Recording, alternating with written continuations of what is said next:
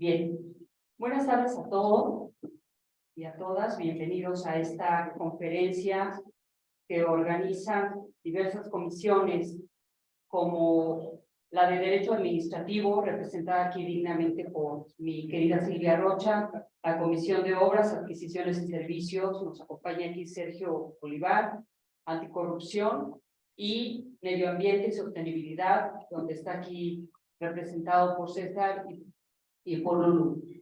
Bien, pues hoy tenemos un ponente de lujo para analizar este tema de seguridad nacional e interés público, proyectos y obras del Estado mexicano, alcances y efectos.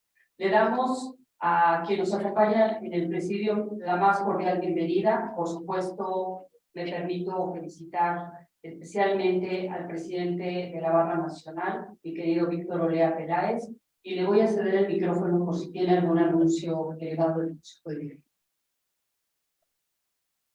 Gracias, muy buenas tardes a todos, un gusto saludarlos.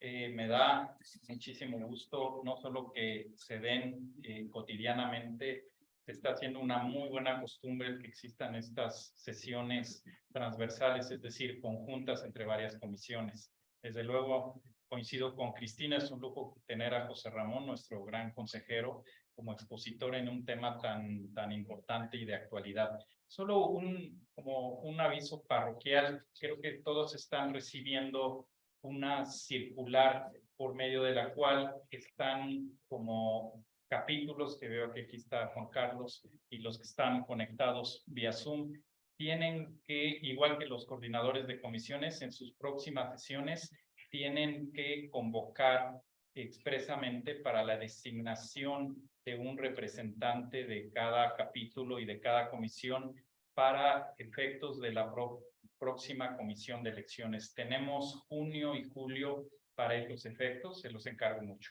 Y muchas gracias, Cristina. También me recuerda Ana María, nuestra primera vicepresidenta, el 30 de junio tenemos en La Escondida la comida de mujeres. Las que no se hayan apuntado, háganlo, se acaban los lugares. Gracias, Cristina. Gracias. Muchas gracias, Víctor. También quiero agradecer la presencia de nuestra primera vicepresidenta, la doctora Ana María Cubis, y diversos consejeros que nos acompañan. Dolores Aguinaco, muchas gracias, y además es presidenta de la Fundación, y Tirso de la Torre, gracias, que acaba de llegar, Jorge Sepúlveda, que nos acompaña, y a todos ustedes, muchas gracias por acompañarnos. Esta va a ser una sesión sumamente nutrida, no solamente por la experiencia de José Ramón, sino también por la participación de todos ustedes. Voy a permitirme leer algunos breves puntos de la semblanza popular de mi querido José Ramón, que hoy nos acompaña en esta sesión. Como ustedes saben, bueno, pues él es exministro en retiro de la Suprema Corte de Justicia de la Nación, y es muy largo y extenso su currículum. Así que hablaré de las cuestiones que actualmente está haciendo está desarrollando a partir de de que es mi exministro de la Corte. Actualmente es un ministro en retiro de la Suprema Corte de Justicia de la Nación y profesor e investigador asociado del Colegio de México y director del Instituto para el Fortalecimiento del Estado de Derecho. Además es columnista en los periódicos El País, El Universal, así como colaborador regular de Estéreo.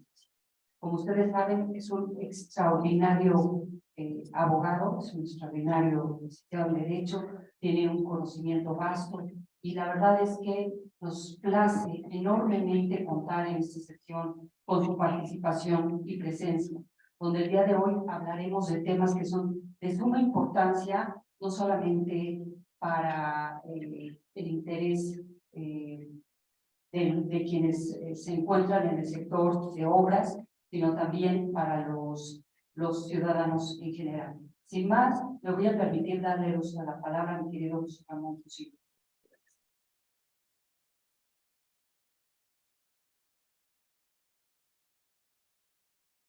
Gracias a todos ustedes por su asistencia, en primer lugar, a Cristina por la presentación, a Víctor por sus palabras, a Ana María, en fin, a todos ustedes con mucho cariño. El tema que vamos a tratar hoy es un tema, me parece, particularmente delicado. Podría yo tratarlo en varias o de varias maneras.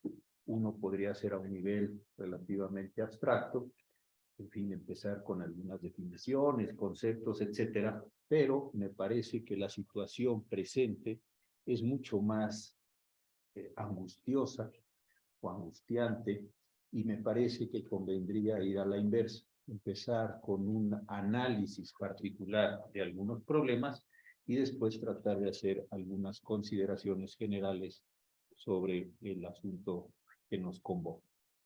Entonces voy a hacerlo de esa manera para tratar al final, insisto, de inferir algunos problemas, algunas cuestiones generales que estamos enfrentando.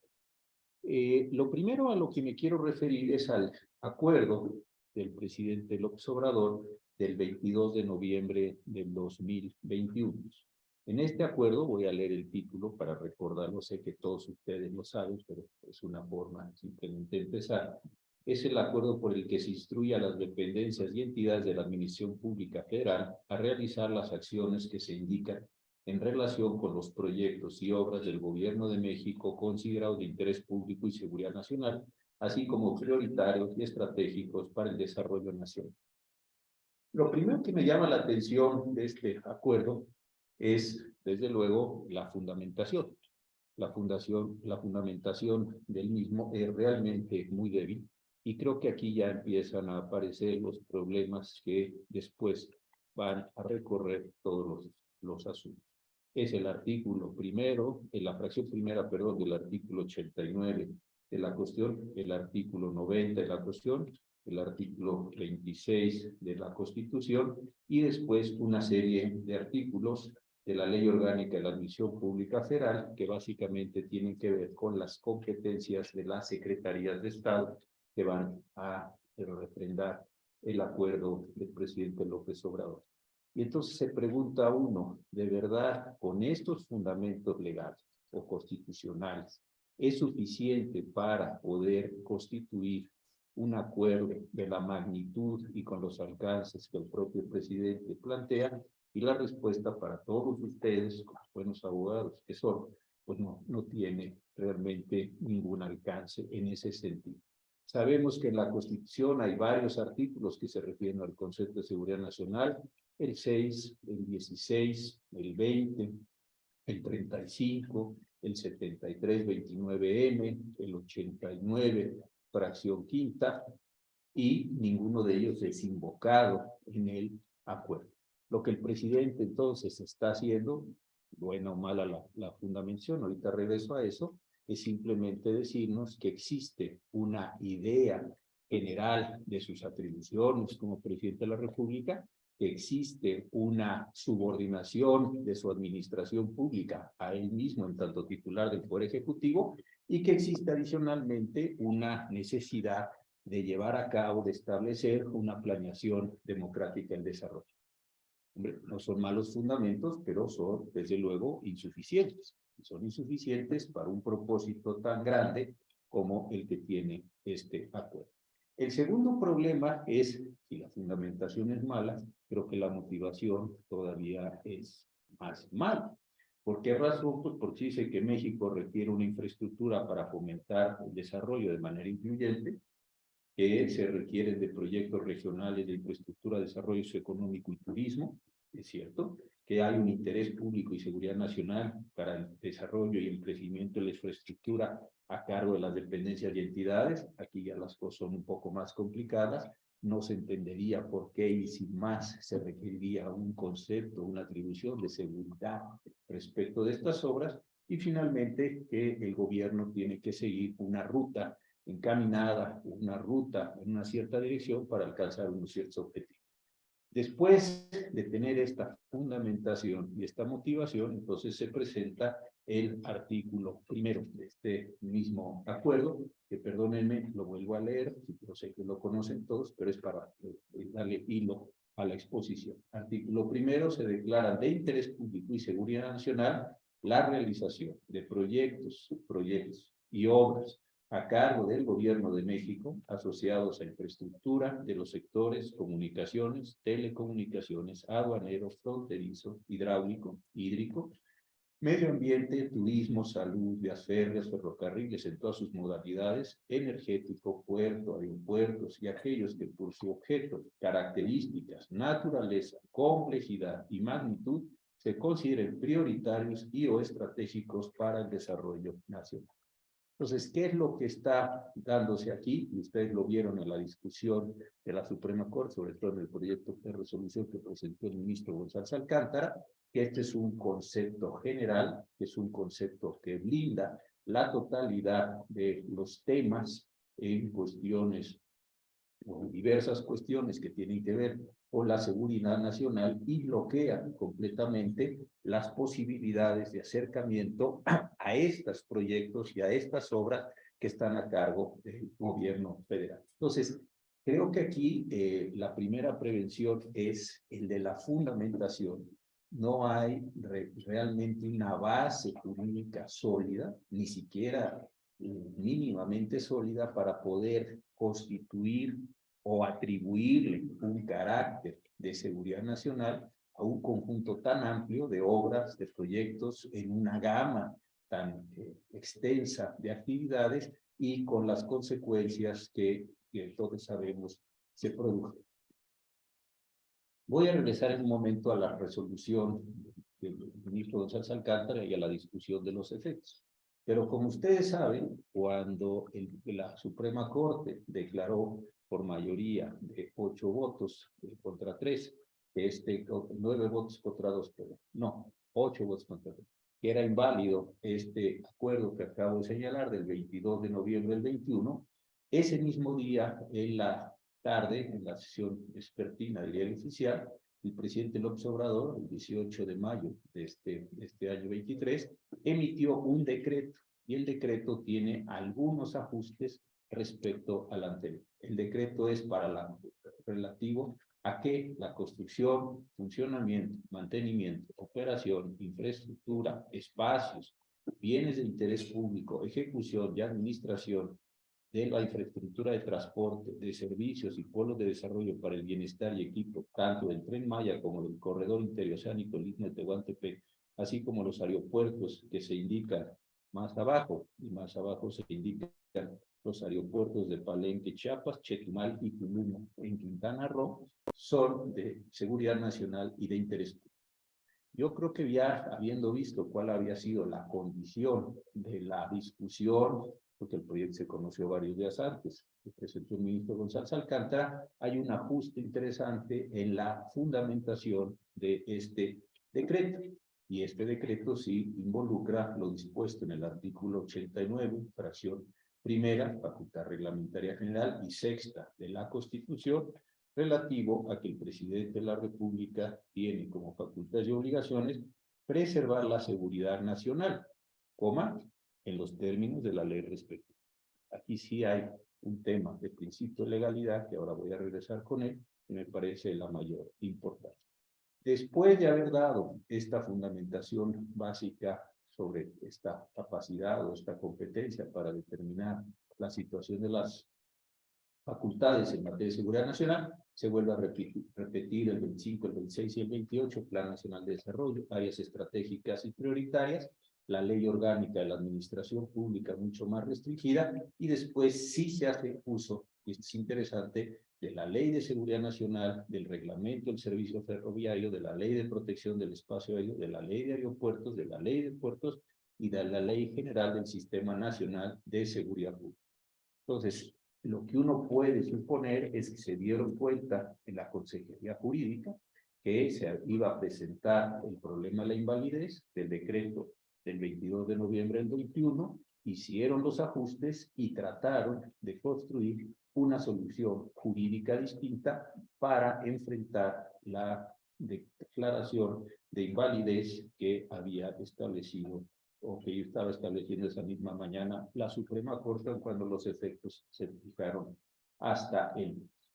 Aquí lo que me llama la atención, insisto, además de este ajuste en la fundamentación, es que existe una parte considerativa, unas motivaciones de este decreto más complejas, que, aunque creo que son insuficientes, sí tendría uno que reconocer que son más complejas.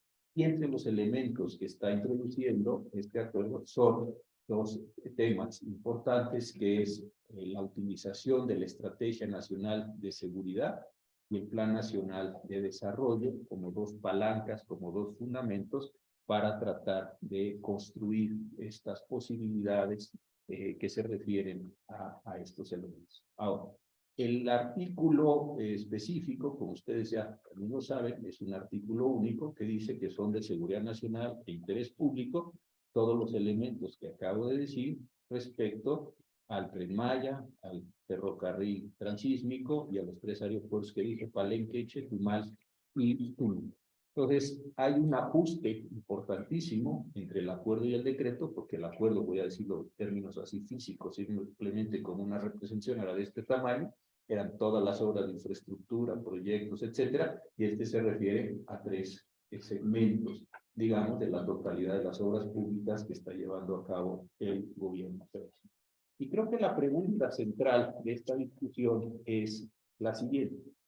La facultad que tiene el presidente de la República en ejercicio de su facultad reglamentaria, de la versión primera del 89, le alcanza para constituir por sí y ante sí, constituir a partir del Plan Nacional de Desarrollo o constituir a partir de la Estrategia Nacional de Seguridad el concepto y los alcances de la seguridad nacional, o por otra parte, el concepto de seguridad nacional tiene que estar construido a partir de los elementos y de los criterios de la Ley de Seguridad Nacional. Mi impresión es que en la primera resolución, en el decreto del 22 de noviembre, en el acuerdo del 22 de noviembre del 21, el presidente, lo digo con respeto, ni siquiera se enteró de que existía esta posible conexión entre la ley y la declaración de seguridad nacional. En el acuerdo, en el decreto del 18 de mayo de este año, intuyó que existía esta conexión con la Ley de Seguridad Nacional, pero me parece que no hubo un desarrollo integral, ni el presidente se hizo cargo de las limitantes de la seguridad nacional. Y esto lo voy a tratar de explicarlo en las conclusiones, porque me parece no solo grave para los temas de infraestructura, que ya de suyo lo sería, que me parece gravísimo para, voy a poner un poco cursi, la salud de la República, que creo que es mucho más complicado que el tema de las obras, sin dejar de reconocer todos estos elementos. ¿Y por qué creo que esto es así? Revisemos qué dice la Constitución sobre el concepto de seguridad nacional. En el artículo 6, sabemos que tenemos garantizados todos distintos derechos. Ahí tenemos un derecho de acceso a la información, y en ese acceso a la información se nos dice que la información puede ser restringida, que esta información puede ser reservada temporalmente por razones de interés público y seguridad nacional. ¿Qué seguridad nacional? La seguridad nacional que fijen las leyes. No es un concepto abierto, no es un concepto disponible por cualquier autoridad, como le parezca mejor o peor, y no hay un concepto específico de seguridad nacional, que en este ámbito, desde luego, tiene que ver con los temas de transparencia. Después sabemos que existe una segunda posibilidad cuando el Instituto Nacional de Acceso a la Información le ordene a alguna autoridad que entregue información pública, y el consejero jurídico de la Presidencia de la República tiene la posibilidad de interponer un recurso extraordinario, ya es un recurso final sobre las determinaciones finales del INAI, cuando considere que está la seguridad nacional concernida. Aquí es interesante, hoy en la mañana pedí el dato para esta charla, el consejero jurídico de la Presidencia de la República tiene promovidos al día de hoy 30 más 17, 47 recursos en esta materia. ¿Por qué? Porque les parece que es de seguridad nacional los contratos comprobantes de pagos y costos de las vacunas de COVID, las autorizaciones para el uso de vacunas contra COVID, las autorizaciones, las letras, los lotes de las vacunas contra COVID, desde luego el informe sobre el software Pegasus, las actas de entrega-recepción de la Procuraduría Fiscal, el destino de las vacunas caducas, los documentos presentados a la Alta Comisionada de Naciones Unidas en materia de derechos humanos, los temas vinculados con el monitoreo epidemiológico, etc. Entonces, hay un uso, déjenme decirlo así, intensivo del recurso que tiene el consejero jurídico de la presidencia cuando el INAI, cuando estaba integrado el INAI, desde luego, le ordena a alguna dependencia que entregue esa información.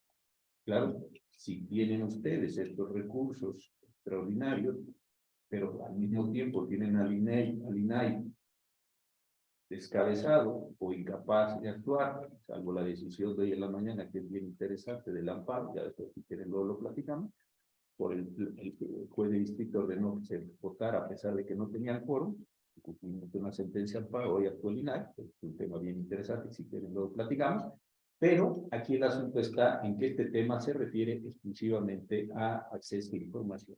El artículo de 16 se refiere a la protección de datos personales que tienen que ver con la seguridad nacional. El artículo 20, que conoce aquí muy bien el presidente, tiene que ver con temas de seguridad nacional en el proceso penal acusatorio. El 35, en el tema de la consulta ciudadana, tiene que ver con estos efectos, y el 73M, como les decía, se vuelve a referir a seguridad nacional, pero solo para el caso de establecer cuál es la competencia para emitir la ley correspondiente. Entonces, vuelvo a mi pregunta. ¿El presidente de la República tiene facultades para determinar por sí y ante sí el concepto de seguridad nacional, o el presidente de la República tiene que acatar un principio básico de legalidad que está establecido en el propio artículo 89, fracción sexta, para decir cómo es que se tiene que comportar? Mi respuesta es que está vinculado a una ley de seguridad nacional y que la actualización, el manejo, la aplicación, la concreción, cualquier verbo aquí interesa, es a partir de lo que dice la ley de seguridad nacional. Como todos ustedes saben, la ley de seguridad nacional se expidió en el sexenio del presidente Fox, una iniciativa muy importante que estaba ahí Aguilar Sincer, hermano de nuestro colega, que construyó este concepto de seguridad nacional, introdujeron los conceptos en la Constitución, llevaron a cabo una reforma de ley, y esta reforma sí introdujo un tema que la verdad nuestra Constitución no tenía. Tenía nuestra Constitución seguridad social, tenía seguridad pública, tenía otro tipo de seguridad, déjenme decirlo así, pero no tenía este concepto de seguridad nacional. Y cuando se crea la ley, se actualiza en el presidente de la República la posibilidad de administrar el concepto de seguridad nacional, y en el artículo 2 dice que corresponde al presidente de la República determinar la determinación de la política en la materia y dictar los lineamientos que permitan articular las acciones de las defensas. El artículo 3 es muy importante para mí, junto con el 4, nos dan un contexto general de lo que es seguridad nacional, es decir, no nos dejan a una disponibilidad abierta, como si cualquiera pudiera llegar y decir lo que le parece mejor que es seguridad nacional, sino, como ustedes saben, tiene estos elementos. Y está construido esto en un doble sentido. En primer lugar, el artículo 3 determina cuáles son las acciones destinadas de manera inmediata y directa a mantener la integridad, estabilidad y permanencia del Estado mexicano. Ahí nos referimos a la protección de la nación mexicana frente a amenazas y riesgos que enfrenta nuestro país, preservación de la soberanía e independencia nacionales, mantenimiento del orden constitucional y fortalecimiento de las instituciones democráticas de gobierno, mantenimiento de la unidad de las partes integrantes de la Federación, legítima defensa del Estado mexicano frente a otros actores y preservación de la democracia. Entonces, estas son, como dice muy bien, las acciones destinadas a mantener esta integridad del Estado mexicano. Y después, en el artículo 5, nos dice cuáles son las amenazas a la seguridad nacional. Ya sabemos que digamos, la condición de la autoridad es preservar esta seguridad nacional, y para acotar esto y para que no se desborde, como se está desbordando de hecho la situación, dice, ahora bien, cualquier cosa que pueda amenazar a esta integridad, ¿la vamos a considerar como una real amenaza o no? Y la respuesta que da la ley, no. Vamos a considerar cuáles son estas amenazas. Son actos tendientes a consumar espionaje, sabotaje, actos de interferencia extranjera, actos que impidan a las autoridades actuar contra la delincuencia organizada, actos tendientes a quebrar la integridad del Pacto Federal, a obstaculizar operaciones militares, actos contra la seguridad de la aviación, el personal diplomático, lo relacionado con armas nucleares, navegación marítima, organización terrorista, obstaculizar o bloquear actividades de inteligencia, destruir la infraestructura de carácter estratégico indispensable para la producción de bienes y servicios, y fundamentalmente. Entonces, ya estamos en el punto en donde el presidente efectivamente tiene a su cargo la construcción del Consejo de Seguridad Nacional, pero también tenemos una ley que por revisión constitucional le está diciendo al presidente de la República cuáles son los marcos de esta conducta. Y entonces aquí sí viene de regreso la pregunta. El decreto y el acuerdo emitidos por el presidente de la República tienen alguna relación, alguna vinculación con la Ley de Seguridad Nacional, y mi respuesta muy personal es no, y creo que es no por varias razones. En primer lugar, creo que el presidente de la República sí tenía una carga normativa, déjenme decirlo así, mayor. ¿Por qué? Porque simple y sencillamente se estaba enfrentando con un derecho humano, que es un derecho a la transparencia o a la apertura de los datos en condiciones de máxima transparencia. Creo que cuando el presidente determina que todos estos proyectos de obras en la primera parte, y dos, los proyectos, obras, infraestructura, bienes vinculados con los dos trenes y los 3 aeropuertos, que voy a llamar así para abreviar, están en una condición de seguridad nacional, construye un andamiaje total, no caso por caso, sin ninguna posibilidad de diálogo con el titular de un derecho, y simple y sencillamente blinda toda esta condición. Entonces creo que ahí había un primer problema muy serio, que es el presidente no se enteró o no se quiso enterar que frente a lo que estaba actuando es frente a un derecho. Este creo que es un asunto central. El segundo es un problema que tenemos arrastrando desde la acción de inconstitucionalidad 1/95, que fue aquella acción que resolvió la Suprema Corte por unanimidad de votos, concediéndole a las Fuerzas Armadas la posibilidad de actuar en el órgano del Consejo de Seguridad mediante o con los secretarios de Defensa y Marina, diciendo que no había ningún problema, que no se desbordaba en rigor el artículo 128 de la Constitución, porque estaban sometidos a autoridad civil, 1, y 2, estaban teniendo como cabeza al presidente de la República.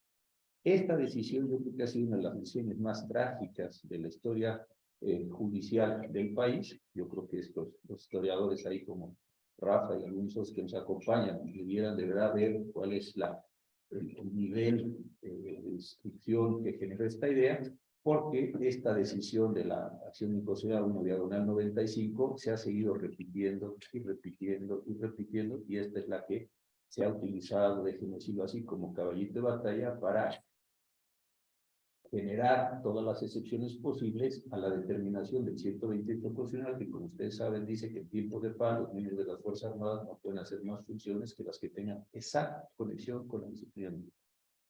Y esta idea es la que se repite y se repite y se repite, y ha dado lugar, insisto, a estas cuestiones. Entonces, no solo es el problema ya en estas declaraciones de cómo estoy conteniendo la información, sino que en obras que están asignadas a los miembros de las Fuerzas Armadas, como son muchas de las que acabo de mencionar, o todas ellas, los puertos, las aduanas, etcétera, pues estamos generando, además de la imposibilidad de que yo tenga acceso a esa información, déjenme decirlo así, un blindaje adicional en cuanto a que no puedo enterarme muy bien de cómo se están suscitando estas condiciones.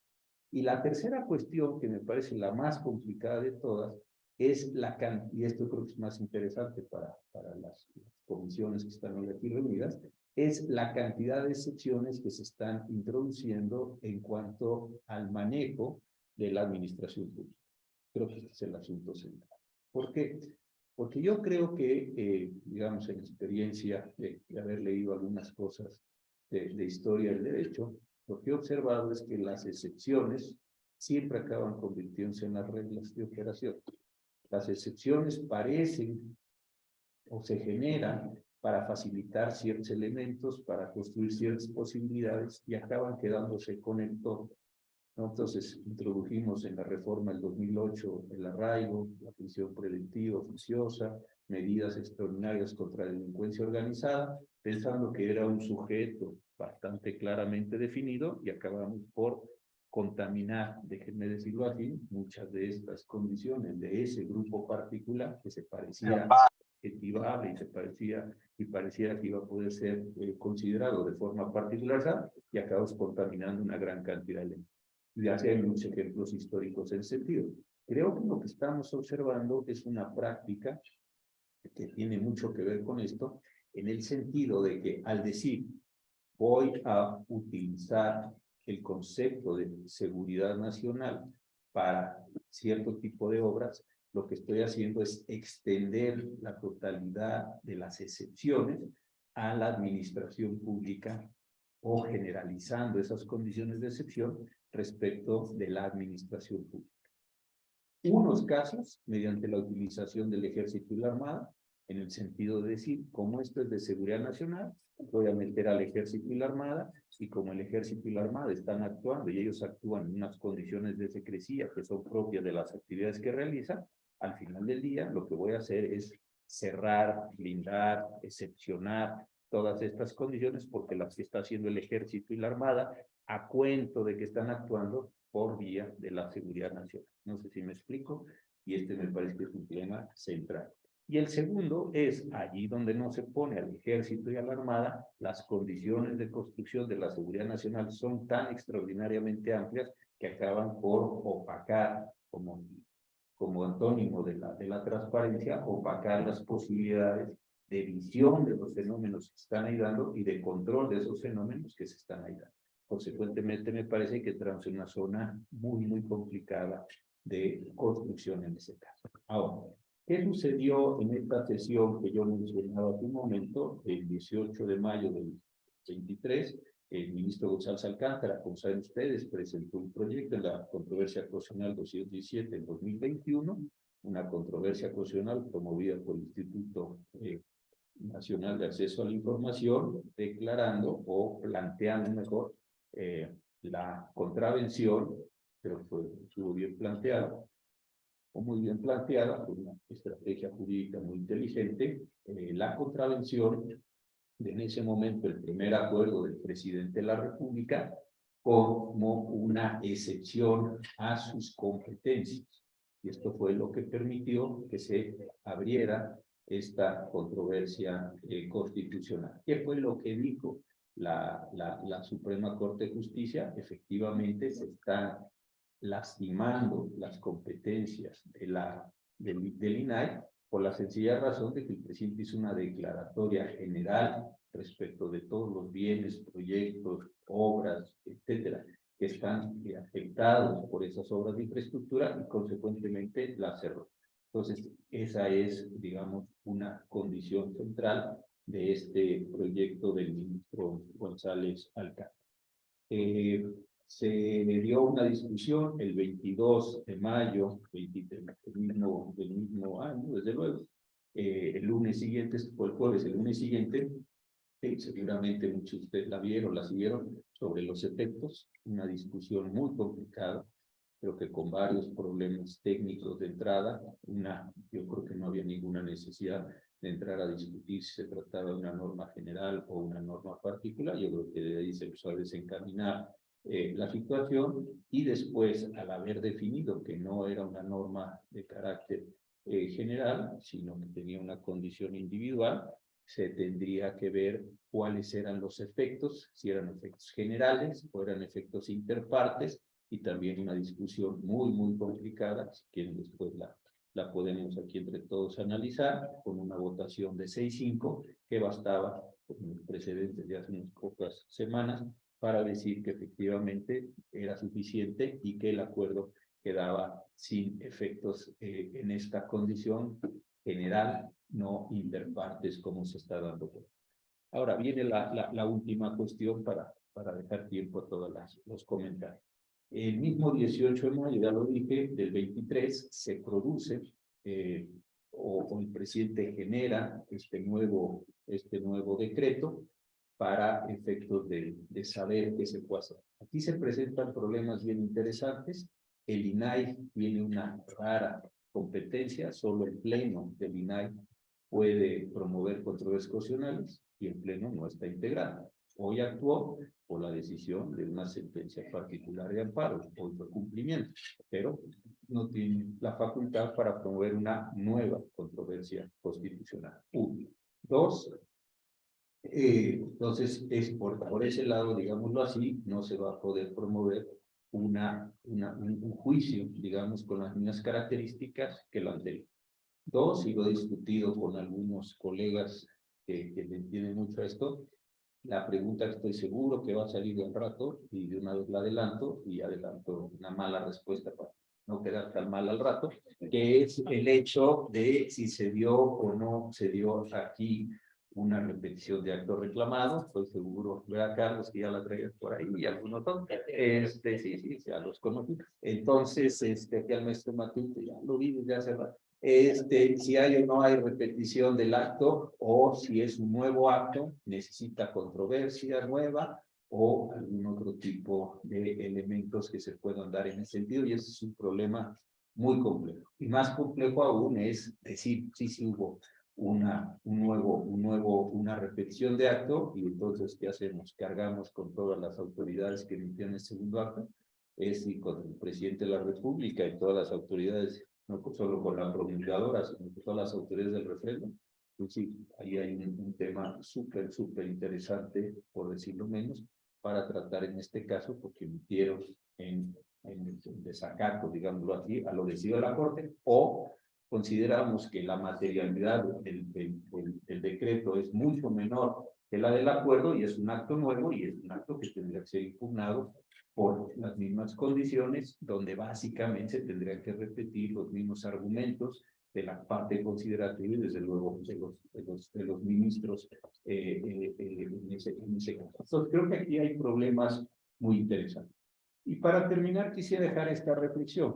He estado leyendo varios trabajos, y no quiero ni asustar ni melodramatizar el asunto ni nada, pero que tienen que ver con la manera en que muchos regímenes autoritarios, no de ahora, sino de hace muchos años, no tienen nada que ver con populismo, o no nacen del populismo, sino vienen de otros procesos políticos mucho más graves, al menos sus consecuencias finales de los que estamos presenciando, que es la utilización de estos conceptos de seguridad nacional. Seguramente ustedes lo han visto o saben de estos procesos, y es la manera en la que el régimen se va protegiendo, se va guardando, va imposibilitando la discusión sobre determinados segmentos de la realidad, o los reproches o las responsabilidades que se dan con esas acciones. Yo creo que estamos entrando en una combinación extraordinariamente peligrosa, que es, por un lado, un uso intensivo de la seguridad nacional o del concepto de seguridad nacional, y dos, la asignación de ese concepto de seguridad nacional básicamente en las Fuerzas Armadas. Si ya la administración sola generara el concepto de seguridad nacional, pues sería un concepto complejo.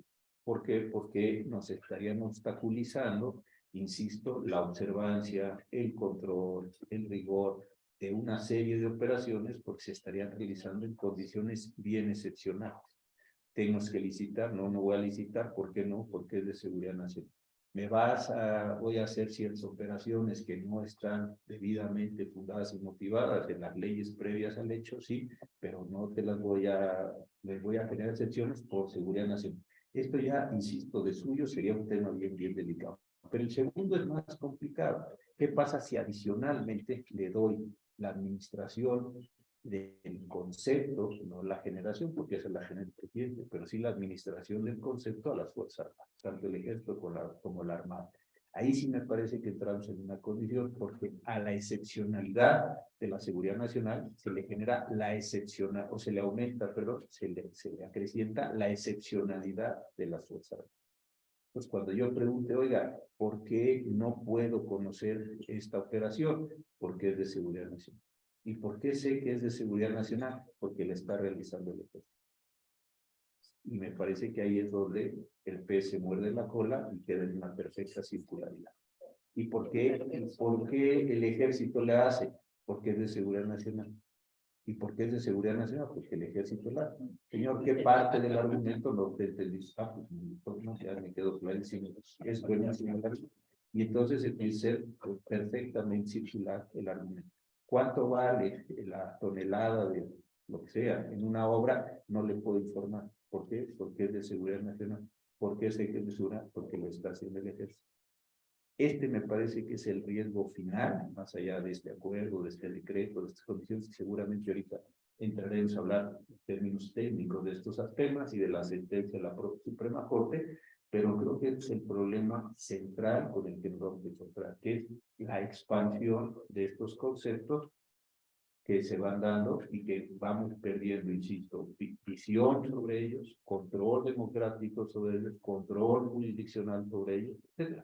Por eso era tan importante la resolución del jueves pasado y por eso era tan importante la votación de la resolución del jueves pasado, la resolución de los efectos. Más allá si el presidente dobló la apuesta y sacó una nueva decisión, mayor, menor, mejor que una de ese, ¿no? Me parece que la Corte sí tenía que sostener ese concepto para decir, termino con esto, la seguridad nacional no es un concepto que esté atribuido, y no lo digo en términos peyorativos, sino con un sentido histórico, no está atribuido al monarca, no está atribuido al emperador, no está atribuido a la ley y tiene que actualizarse como ejecución del principio legal. Y es usted jugar en la cancha de la seguridad nacional, sí, entonces atienda a la ley de seguridad nacional y desde la ley de seguridad nacional genere los conceptos con los cuales se puede, primero, generar las excepciones y segundo, permitir que esas excepciones tengan control jurisdiccional. Creo que ahí es donde estamos realmente en estos temas y desde ahora creo, o así con mucha pena, pero sí creo que es un concepto expansivo. Creo que en los próximos años vamos a ver una triste expansión de estos conceptos, como lo podemos ver ya con vacunas, con una serie de temas que se están juntando precisamente para que no sepamos qué pasa, no informemos a una ciudadanía, no tengamos una ciudadanía consciente y al final del día tampoco podamos llevar a cabo actos de impugnación respecto de esos elementos. Gracias.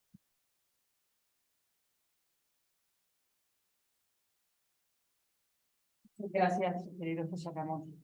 Bien, como te comenté, las comisiones que estamos organizamos esta plática, esta charla contigo, formulamos previamente una serie de cuestionamientos que queremos charlar contigo. Que bueno, mira, el primer tema a mí me parece me parece extraordinario todo lo que has comentado. Sin embargo, creo que hay una visión que hemos olvidado. Que estos proyectos, principalmente me refiero al Tren Maya y como parte del corredor transísmico que forma un sistema, están conceptualizados mediante dos ordenamientos muy importantes: la Ley de Obra Pública y servicios relacionados con las mismas y su reglamento. Y esta Ley de Obra Pública, como todos lo saben, Esperanza fue titular de la Unidad de Normatividad y pues es una ley de control presupuestal, netamente. Entonces, y esta ley deviene de lo que establece el artículo 134 constitucional. Este artículo, dentro de otros elementos, señala que habla de los recursos económicos de los cuales dispone la federación, las entidades federativas y los municipios, los cuales, señala, se deben administrar con una serie de principios, y entre ellos se establece la transparencia, eficacia, eficiencia y economía para satisfacer los requisitos, para satisfacer los objetivos a los que están destinados. Entonces, el primer tema que tenemos es que metiendo a estas obras, estamos cumpliendo con estos principios de transparencia y podemos saber si se cumplieron o no estos requisitos u objetivos a los que estuvieron destinados los recursos presupuestales que forman parte del presupuesto de egresos de la Federación. Ese es un tema muy interesante.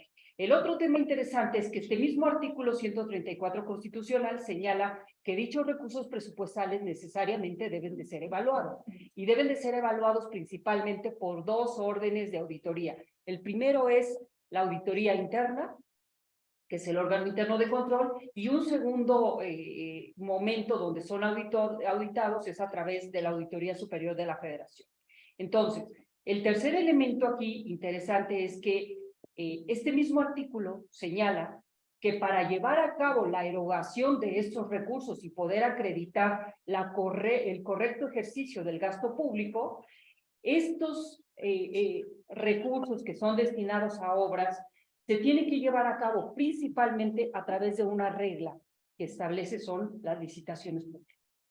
Y dice, estas licitaciones se tienen que hacer mediante una convocatoria donde libremente se presenten proposiciones solventes y que estas licitaciones aseguren al Estado las mejores condiciones disponibles en cuanto a precio, calidad, financiamiento, oportunidad y demás circunstancias disponibles. Ojo, quiere decir este artículo que no solamente, que no se va a adjudicar a las obras más baratas, sino aquellas que den al Estado las mejores condiciones disponibles en cuanto a precio, calidad, financiamiento, oportunidad y demás circunstancias pertinentes.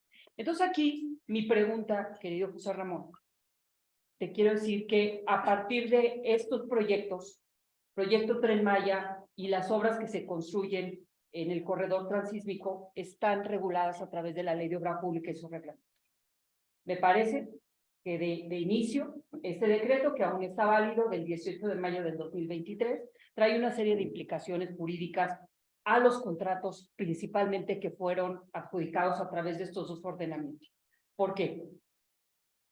Quiero preguntarte, si estás de acuerdo conmigo, ¿cuáles serían esas implicaciones en estos proyectos al calificarlos como de seguridad nacional? Porque bien decías tú, los llevas a un régimen de excepción.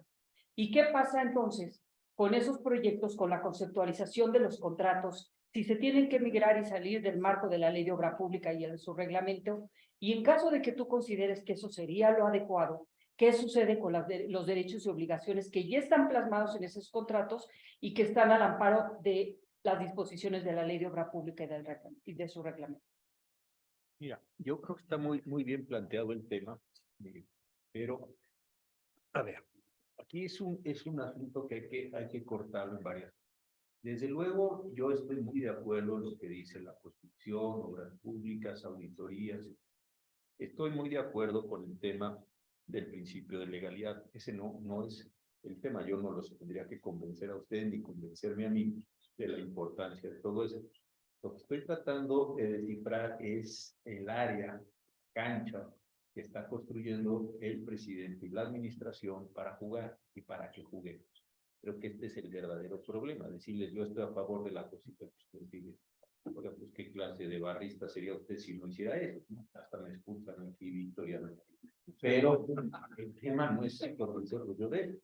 El tema es explicarme, compartir con ustedes las reflexiones que me hago sobre qué condiciones nos están imponiendo.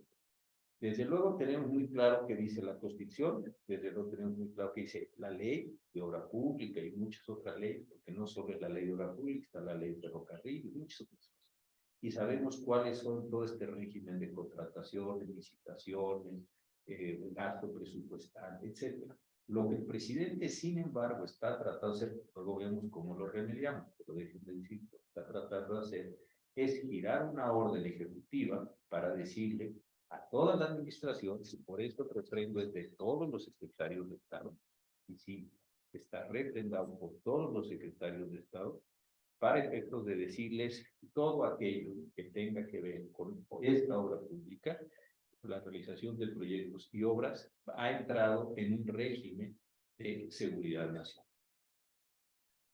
Ustedes me van a decir, y con toda razón, oiga, oye, ese régimen de seguridad nacional es el que está establecido en la ley. Y yo les digo, pues sí, lo sé muy bien, y debía ser el que esté establecido en la ley de seguridad nacional. Pero precisamente por eso empecé diciéndole la fundamentación que el presidente no es de ley de seguridad nacional. El presidente saltó la ley de seguridad nacional y creó un régimen excepcional que no tiene que ver con nada de lo que esté establecido. En el primero, digan ustedes que tienen que ver los artículos 26 y 90 de la Constitución, la nación democrática y el desarrollo y competencia de la administración. En el segundo, que todavía es más grave, tiene el concepto de seguridad nacional, pero el concepto de seguridad nacional vinculado con la legislación y los artículos que tienen que ver con planeación económica del desarrollo. Entonces, aquí no hay una relación. Y luego, los artículos que tienen que ver con la Ley de Seguridad Nacional son los artículos que básicamente están vinculados con la competencia del Consejo de Seguridad Nacional. Y ahí sí me parece que es un despropósito suponer que el Consejo de Seguridad Nacional, por Consejo de Seguridad Nacional que sea, tiene la facultad de determinar qué porciones de la realidad se constituyen como de seguridad nacional.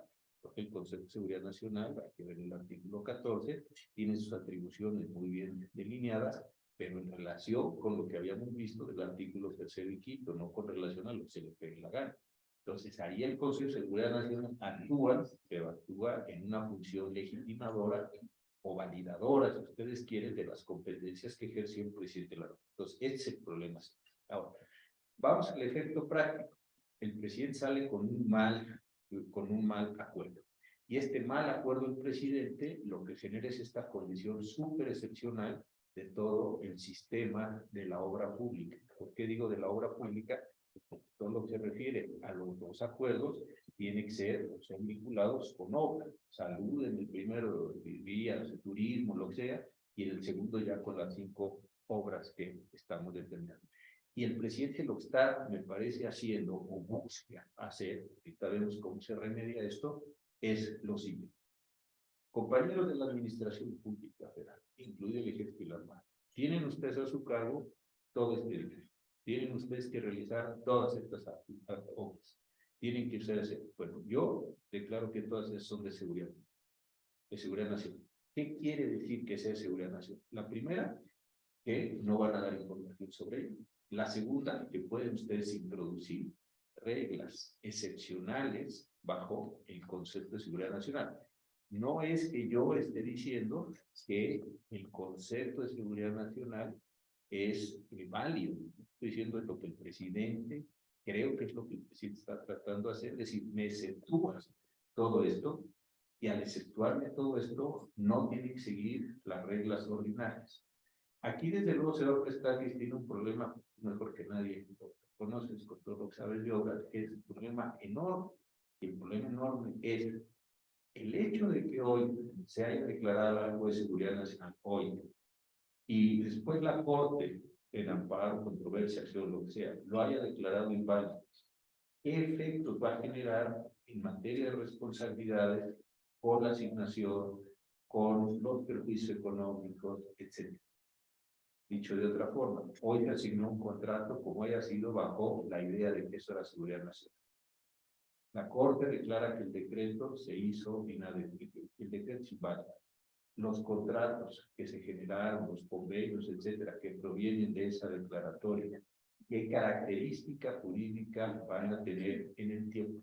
Este va a ser un tema precioso, ¿no? Precioso. ¿Por qué? Porque no solo es haber hecho un contrato irregular, sino es haber hecho un contrato en una condición excepcional de irregularidad que fue declarada inválida. Me parece que la magnitud es mucho mayor. Además con penas convencionales. Además con penas convencionales, probablemente con responsabilidades administrativas, etcétera. Yo creo que esto es parte de esta prisa. Me voy a salir un poquito y quería hacer una nota psicológica. Creo que es parte de los problemas que se están presentando de las angustias. ¿Por qué? Porque estoy haciendo muchas cosas irregulares y me estoy empezando a alcanzar la realidad. cómo va a tener esto responsabilidades en Contaduría Mayor de Hacienda, en Secretaría de la Función Pública, etcétera. Ahí hay dos ámbitos. Otros son responsabilidad objetiva del Estado, que ni siquiera hay que demostrar. Entonces, y otros son muchos temas posiblemente de condiciones penales. Es decir, vale el que yo haya tomado decisiones, algunas administrativas, algunas contractuales, mercantiles, civiles, lo que sea, bajo la idea de que esto es un contrato de seguridad. Ese es el. Ahora, ¿cómo me parece a mí? Hay defensas y yo creo que sí hay muchas defensas. ¿Por qué? Porque las órdenes del presidente, y ustedes lo han visto en las dos fundamentaciones, son muy malas fundamentaciones. Y dos, la Corte, por la decisión de la semana de hace unos días, del 18, nos dio una pista. Y la pista es buenísima. La pista es, desde mi punto de vista, el resultado neto de esa decisión es sencilla. Ustedes tienen que justificar en cada caso por qué se lo hace. Punto. Punto. Déjenme poner la analogía de otro tema que hemos discutido aquí en la barra. Se parece mucho a la prisión preventiva entre la justificada y la omisión. Están todos a la carta. No. Dígame, ¿quiere que lo deje adentro? Dígame, ¿por qué se lo dejo adentro? Igual si se lo dejo adentro, pues dígame, aquí es igual. ¿Quiere usted que esa obra se califique de seguridad nacional? ¿Sí? ¿O quiere usted que sí? Explíqueme por qué. A lo mejor usted tiene muy buenas razones y yo lo creo, porque hay un poco de los guatemaltecos y quien describe, bueno, a lo mejor sí, y entonces vamos a hacer algo muy conducente a que no pase eso. Pero así de entrada, yo creo que este es el efecto neto de la resolución del ministro de los Acercata, lo que apoyaron los ministros, es decir, no me puedes decir de una vez y para siempre que todo lo que hiciste y vas a hacer es de seguridad. O sea, sí creo que este es el punto central. Y entonces me parece que reviertes cargas de prueba. Es decir, tu autoridad estás en la necesidad de decirme a mí por qué esto que estás haciendo o vas a hacer es de seguridad nacional. Y no me digas de entrada que todo lo que hiciste y todo lo que vas a hacer por el solo hecho de que lo vas a hacer es seguridad nacional. Y un ángulo que sí me parece bien importante ya en esta conversación, que es el tema del ejército y la armada. Porque ahí sí hay una diferencia a eso. Ellos están jugando con una regla de excepción completamente distinta que no tiene que ver con esta seguridad nacional. Esta es una seguridad nacional sobre la obra determinada por el presidente en razón de un interés, lo que sea, no me meto en ese tema. En el caso del ejército y la armada, el concepto es bien diferente. Es de seguridad nacional porque el ejército y la armada lo realizan. No sé si me explico. Sí hay un cambio sustancial de las cosas. Creo yo que el presidente está haciendo lo siguiente. Está diciendo, yo quiero que una obra salga, consecuentemente se la asigno al ejército, consecuentemente a la armada, la blindo, y al blindarla, le doy una característica excepcional y ya nadie puede entrar ahí. ¿Por qué? Porque es el ejército que lo está haciendo. Y esto me parece que es lo que he estado haciendo casi desde el comienzo. Entonces, le asigno el aeropuerto al ejército. ¿Me puede decir cuál es el precio de la varilla? No le puedo decir. ¿Por qué? Porque es de seguridad nacional. ¿Por qué? Porque lo está haciendo el ejército. ¿Me puede decir cuáles son los costos? No le puedo decir porque, y así se sigue. Entonces, lo que he ido haciendo es como una especie de construcción personal de la opacidad, de la excepción, que se va construyendo en la medida que él mismo le va asignando. Esto es un segmento de la realidad que tiene que ver con el tema. Pero hay otro segmento de la realidad que es esta declaración ómnibus. Tienen ustedes todo cabe ahí, de todo esto de seguridad nacional. Ya la Corte le dijo, no, este decreto segundo a mí me parece más allá de si es una repetición o no, en fin, todas estas cosas. El problema central de este segundo decreto va a ser, señor presidente, volvió usted a incurrir, más allá de si es repetición o no, no me meto eso ahorita, volvió usted a incurrir en el mismo problema. ¿Por qué? Porque usted blindó 5 obras del suyo sin dar las razones específicas de por qué esas 5 obras tenían que estar construidas de esa manera. Creo que este va a ser el tema que se va a presentar. ¿Cuál es el medio de impugnación? Así general de controversias de acciones, es muy por acciones, es muy difícil, controversias también, en fin, pero lo que sí tiene, porque el INAI no tiene la facultad en este momento para promoverlo, pero en Amparo me parece que tiene buenas posibilidades de, tomando el presidente, más su presente de 8, que es vinculante, decir, señor, ¿verdad que son las mismas razones? Entonces, respecto a mi obra, creo que se está cayendo. Simplemente gracias por su. Gracias. ¿Sí? Bien. Sin lugar a duda, quiero plantear una idea sobre una obra de infraestructura para cualquier país es una obra que viste al país, sus carreteras, sus puertos, sus puentes. Sin lugar a duda, en la infraestructura es un motor económico de todos los países. Y la infraestructura son proyectos que traen beneficios, se construyen comunidades a partir de la obra pública, vienen inversionistas y hay una derrama económica, crece el conocimiento técnico de los expertos, de quienes participan en estos proyectos. Y en el caso, por ejemplo, del Tren Maya y el Corredor Interoceánico del Istmo de Tehuantepec, que son dos obras que están consideradas en este decreto del 18 de mayo del 2023, estos constituyen un sistema ferroviario de carga cuyo objetivo principal es impulsar la economía del sureste y conectar los puertos de Salina Cruz, Oaxaca y Coatzacoalcos en Veracruz para unir dos océanos, el Pacífico y el Atlántico, a fin de que México sea una alternativa de transporte entre Asia y Europa, fomentando el comercio internacional y la captación de inversión extranjera. Nuestra discusión aquí no es si estos proyectos son benéficos para el país y si van a ser obras importantes para poder tener un área de comercio como lo estamos esperando, sino más bien es el tema de la legalidad respecto de la cual se está incidiendo en llevar estos proyectos a un tema de seguridad nacional.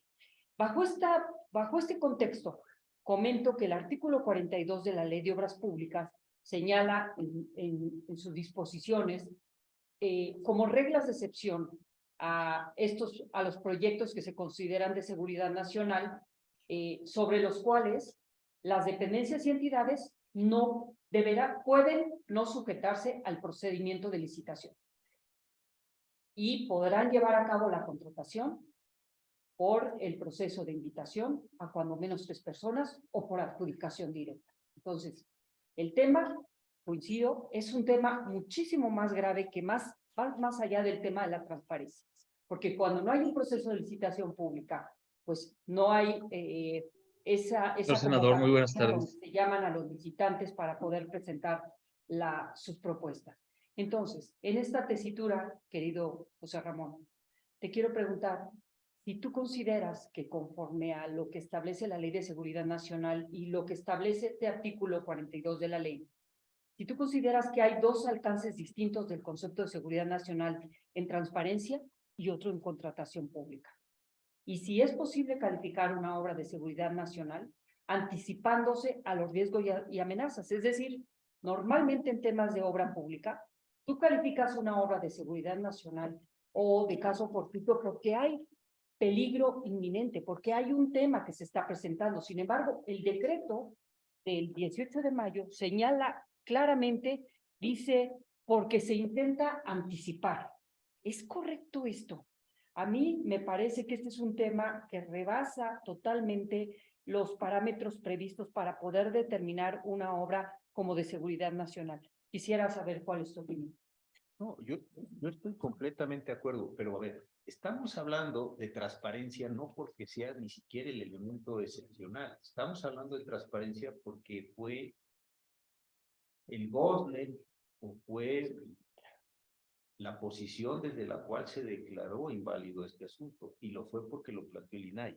Es decir, ese es el tema. Yo coincido contigo y con quien formuló la pregunta, que era Cristina, en el sentido de que es mucho más complejo el asunto. Estamos hablando, déjenme ponerlo así un poco cursi, en clave de transparencia, porque vino el INAI. Si hubiera venido, yo qué sé, el INE, ya sé que no, es un ejemplo, no, hubiéramos estado hablando en clave electoral o en clave de derechos, pero aquí esa es la razón por la que está. El INAI, me parece, con mucha conciencia, tomó esta controversia que usted dijo, yo soy el primer afectado porque estoy en esta condición donde no me van a dejar dictar resoluciones sobre esos temas, o cuando las dicte me van a salir con el asunto de, pues qué pena, pero esto es de seguridad nacional. Entonces creo que el INAI sí se planteó como objetivo, y la lo hizo muy bien, por tanto así que ganó la controversia, que tirar el acuerdo por ese factor específico. Ahí si nos fijamos, entonces esta es una clave de comprensión. Yo entiendo que si yo fuera en un amparo como una constructora o fuera un amparo como una asociación de personas que están vinculadas con la construcción, una en las cámaras, una en los institutos, en fin, los que tienen todos los que tienen interés legítimo, pues cambiaríamos el espectro y entonces, como decías tú muy bien, estaríamos hablando de otro precepto constitucional, ni siquiera a lo mejor en clave de derechos humanos, sino de otra cosa, que había que hacer ahí toda la confusión. Pero yo creo que este sí es un asunto bien, bien importante. Y creo que eso fue, no sé si coincidirán los que vieron la sesión del lunes, donde se fijaron los efectos, y este fue efectivamente el problema de los efectos. Quienes habían votado en contra, en principio, de la invalidez, de 3, sobre todo, y es pública la acción, no es nada personal, ni nada, estamos hablando de temas académicos.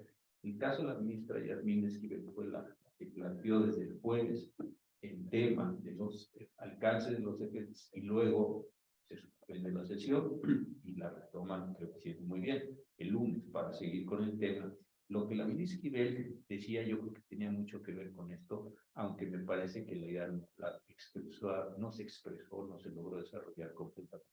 Lo que ella decía es, si se anuló con un efecto interpartes, el interpartes es el presidente y el INAI. Luego entonces, el efecto de la decisión, siendo solo sobre el INAI, es solo sobre transparencia. Este me parece que era el efecto neto de esa discusión. Es decir, que no me salga otra secretaría, no se me ocurrió cuál hoy, otra dependencia, otro órgano considerado autónomo, con que también está o puede dejar de aplicar el decreto, que es el acuerdo que se declaró inconstitucional. Como fue interpartes, solo le opera al INAI, y al operarle solo al INAI, todo solo es materia de transparencia. Creo que este era el fondo de la discusión. No se aprecia, al menos yo no la aprecié de la discusión, revisando después la transcripción con más cuidado, porque uno se puede regresar, en fin, etcétera, y está ahí rebuena a la sesión, entonces, es ser humano. Entonces uno puede estar viendo la transcripción, y en esa transcripción si uno dice, esto es lo que están hablando. Y si nos fijamos, por eso yo creo que es una discusión tan extraña, porque están hablando de dos cosas bien diferentes. Los ministros de la mayoría, el ministro Lainez, lo que decía es, cuando él pensaba el interparte, decía, claro, es el presidente de la República, y él entendía que se estaba diciendo que solo era el presidente y no era la administración pública. Entonces, una discusión que ese era un... Y del otro lado, lo que se estaba diciendo, no estaban refutando a Lainez, estaban diciendo una cosa completamente diferente, estaba diciendo, no, pero ¿qué tiene que ver aquí la admisión pública? Yo creo que eso casi está dado por hecho. Lo que está diciendo es solo la aplica al INAI. Y si la aplica solo al INAI, entonces solo en transparencia. Lo que acabó sucediendo con el 6.5 fue decir, es un efecto general. Entonces, no solo aplica en transparencia, porque no solo, déjenme ver dónde está la expresión, no solo le pegó al INAI, le pegó a todo. Y al haber perdido sus efectos, le pegó a todos. Pero la clave de entendimiento, la clave de discusión, la puerta de entrada, si quieren ustedes, fue transparencia. Ahora, en amparo, pues yo creo que no, porque el amparo es, usted está declarando una obra de seguridad nacional. Yo creo que sí ahí hay una, digamos, una escisión, si queremos decir un poco así, o pedante, una escisión de la transparencia, y decir, usted no me puede plantear que no me va, que va a excepcionar una obra, un contrato, etcétera, etcétera, solo por razón de la transparencia. Ni siquiera estoy hablando de transparencia, estoy hablando de la licitación, estoy hablando de los precios, de cualquier otra de las cosas que tú muy bien has dicho, Cristina. Entonces creo que son como dos dimensiones. Y eso sí me parece que fue, si uno necesita hacer una especie de reconstrucción de los efectos, ese me parece que es la verdadera discusión del progreso. Dicho de otra forma, para los que estaban en esta posición, es solo la aplica al INAI, solo es transparencia y todo lo demás me lo dejan. Entonces sí te voy a dar la información de qué contratos, de los contratos que yo hice, como se me pegó la gana. Oiga, no, eso no es lo que dijo el decreto. Creo que este es el efecto. Pero insisto, yo creo que haciendo los ajustes del criterio general, no me puedes decir de una vez para todas que esto es seguridad nacional. Me da igual si tiene que ver con precios, con visitas, me da igual. Lo que estoy diciendo simple y sencillamente es que no puedes generarme esa excepción, es mi punto de vista. Gracias. Muchas gracias, querido José Ramón. Mira, la Comisión de Medio Ambiente nos hizo una pregunta.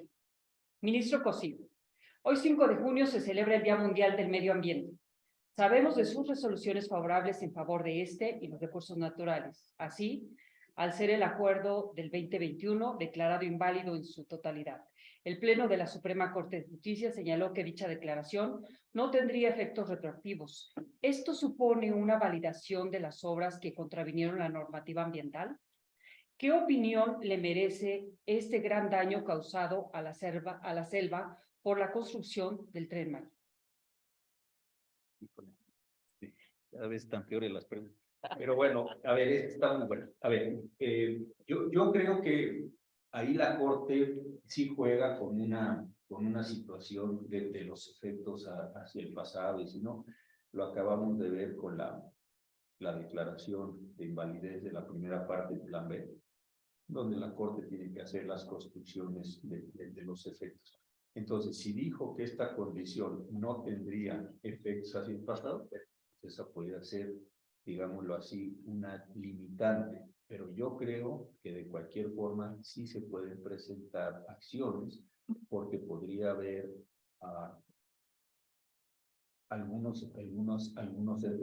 Pienso yo, vamos a suponer que se hubiera cometido un delito con motivo de la celebración de los contratos. A ver qué opina aquí de esto. Yo creo que una declaración de la Corte no puede tener ninguna capacidad excluyente de la condición de un ilícito que se hubiera presentado en la realización de esas actividades. Y, oye, ¿por qué el Ministerio Público no va a perseguir? Porque la Corte dijo que me parece que sería súper extravagante.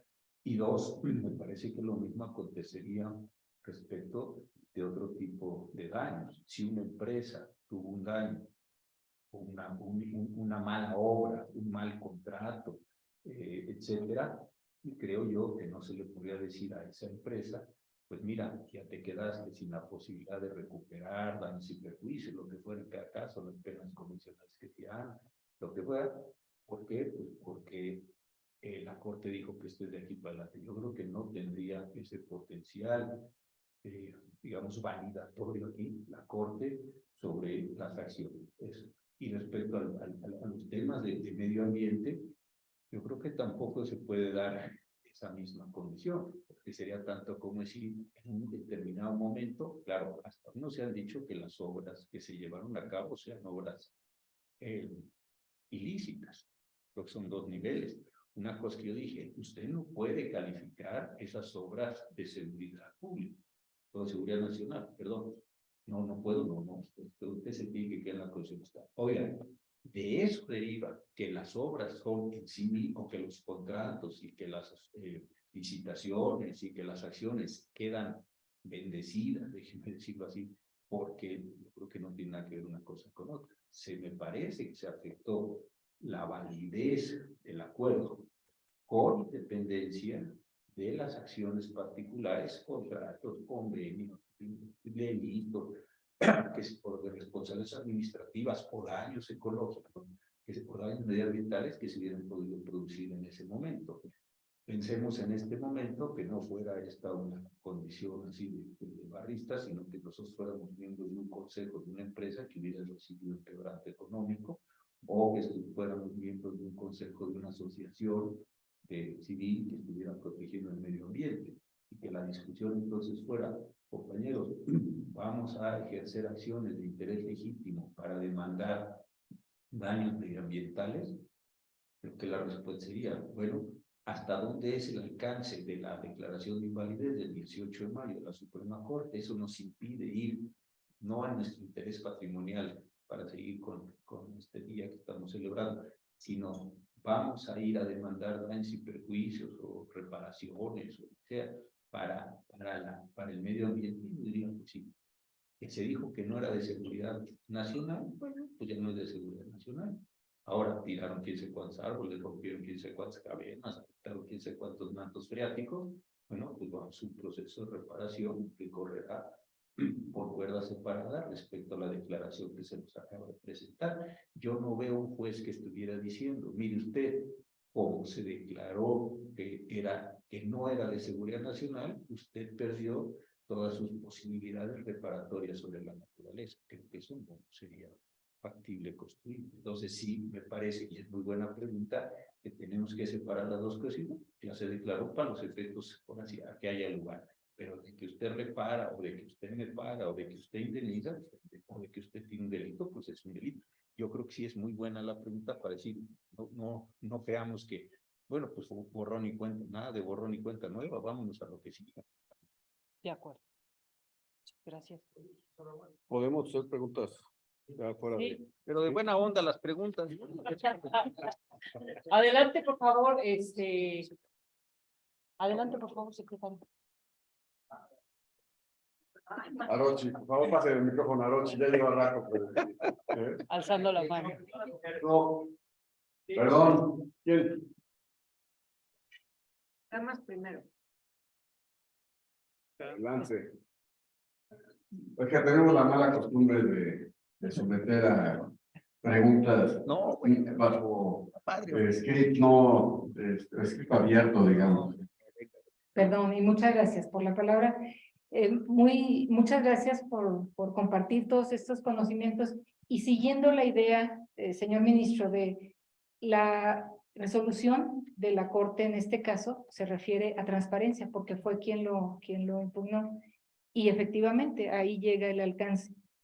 Pero ya en una cuestión práctica, los puntos que acaba de tocar, que son los que debe de cumplir en principio de legalidad desde el presidente de la República, que además conlleva que sus subalternos incumplan a su vez con otras disposiciones como las que mencionó Cristi, las disposiciones de obras públicas, las disposiciones en materia ambiental, las disposiciones X que les exceptúan tanto de presentar información como en algunas ocasiones como lo pretendía hasta de cumplir con permisos y cumplir con disposiciones legales. Cada una tiene su tónica y yo siento que en función de lo que usted comenta es fundamental.